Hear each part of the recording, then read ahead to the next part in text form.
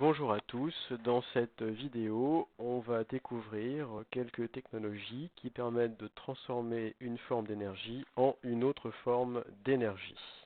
Alors, tout d'abord, parlons de l'effet Joule. Quand on fait passer un courant électrique dans du métal, comme un câble électrique classique, on voit que le câble chauffe. Ici, il devient rouge. Et si on approche un morceau de bois du câble électrique, on voit que le bois prend feu. On appelle ça l'effet Joule. Quand un courant électrique traverse un câble électrique, on a automatiquement production de chaleur. On peut le voir aussi, cet effet, avec une simple pile 4,5 volts et de la paille de fer. Quand on met de la paille de fer entre les deux bornes de la pile, on voit que la paille de fer se met à brûler. Vous voyez ici, la paille de fer se met à brûler. C'est aussi l'effet Joule. Une plaque de cuisson, on fait passer un courant électrique dans un morceau de métal, il est porté au rouge. Le grille-pain, on fait passer du courant électrique dans des câbles métalliques fins qui sont portés au rouge par le courant électrique. Ça produit la chaleur qui grille le pain. Les lampes à filaments, à l'intérieur on a un filament qui est porté au rouge quand le courant électrique le traverse et ça produit de la lumière. Toutes ces technologies fonctionnent grâce à l'effet Joule.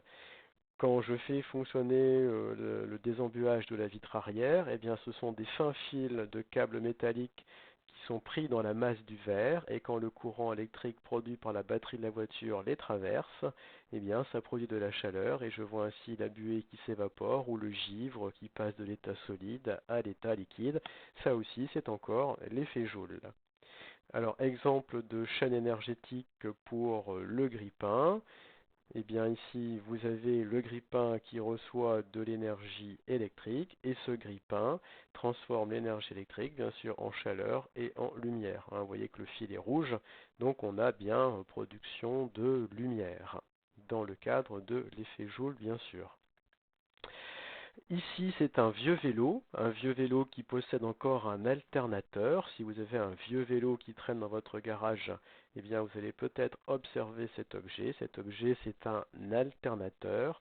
Ça transforme de l'énergie de mouvement en énergie électrique. Vous voyez, dans un alternateur, on a ici une petite bobine, là ici un petit aimant, là ici un galet. Et puis quand la roue bouge, le galet est entraîné. Le mouvement de l'aimant est créé par l'entraînement du galet. Et puis quand l'aimant bouge devant la bobine, on produit un courant électrique dans la bobine qui va alimenter ici la lampe. Donc une dynamo, ça transforme de l'énergie de mouvement en énergie électrique. Ça, c'est la dynamo qu'on peut utiliser au collège pour faire des expériences. On a une petite manivelle, on fait tourner la manivelle. Ça entraîne ici l'alternateur qui produit de l'énergie électrique qui alimente la lampe. Et puis ici, on a des câbles qui permettent d'alimenter différents objets. Donc cet alternateur transforme également de l'énergie de mouvement en énergie électrique.